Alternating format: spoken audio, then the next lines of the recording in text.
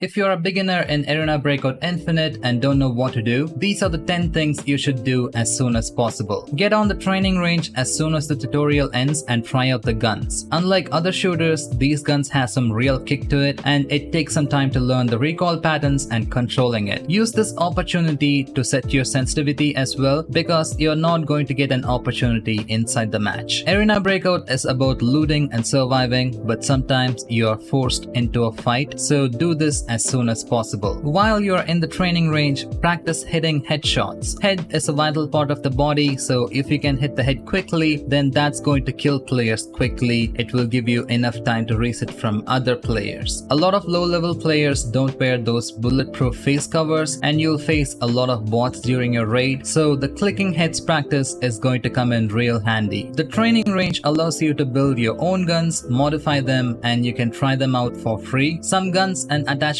are crazy expensive in this game, so use the training range and test out all the attachments and see how the gun feels. The armor on the training dummies can be changed as well, so it will give you an idea of how the build is going to perform against the actual players. Test out everything before making a build and using your in-game currency. Go to contacts and accept as much missions as possible. You can complete multiple contact missions in the same match, so this will help you level up efficiently. Leveling up in the game unlocks new game modes that will reward you with better loot. It also unlocks new guns, attachments, and these contacts will also give you some really good rewards. They'll also sell you good items at a lower price sometimes compared to the market. Once you spawn in the game, immediately open your map and check where you spawned and plan your route to the extraction point. You'll also have to learn the spawn locations on the maps. If you're not aware, then you can get spawn killed instantly. I'll put the farm map spawn locations on the screen. Screenshot it if you want. Depending on your spawn,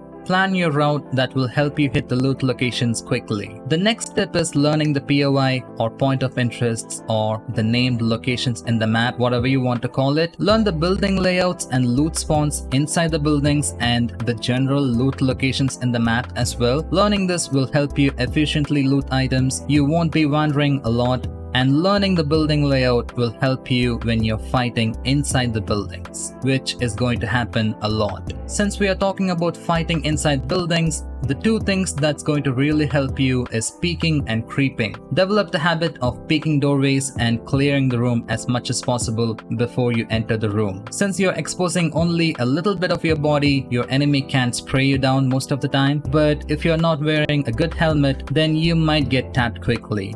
Also, creeping.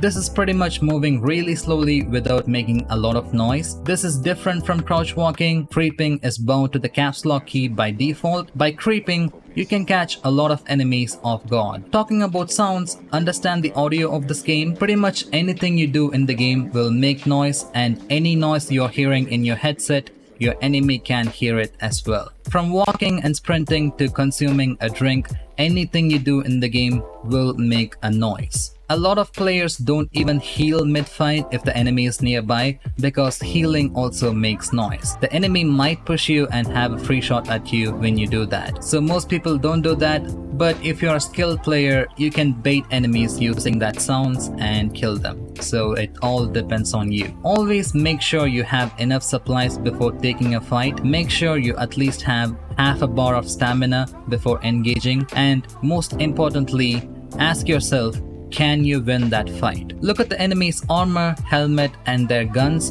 and see if it's a solo or a team. Collect all these information before you pull the trigger. You can only collect these information if you're patient, and if you pull the trigger as soon as you see a guy, it's not going to end well most of the time. What a lot of players deal with in Arena Breakout is the fear of losing your gear. People call this gear failure, being afraid of losing all your items. I am dealing with it, and probably you will too. It is something you have to get over if you want to get good at the game. Personally, I'm using all the guns I got from completing all the contact missions, so I'm not losing anything I actually bought, and I am trying to take player fights slowly even though I am afraid of losing all my items. That's what gets your adrenaline pumping, and that's what makes the game fun at the end of the day. So try to take some player fights as much as you can and have fun, because at the end of the day, it's just a game, so have fun. And finally, I have some gift for you guys in the comment section. For new players and old players,